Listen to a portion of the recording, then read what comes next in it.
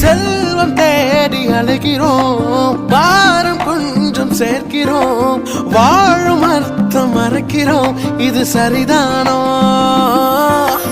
அடைப்பை தேடி அழைகிறோம், படைத்தவனை கொஞ்சம் மறக்கிறோம், முகத்தில் சிரிப்பை இழக்கிறோம், இது சரிதானோ?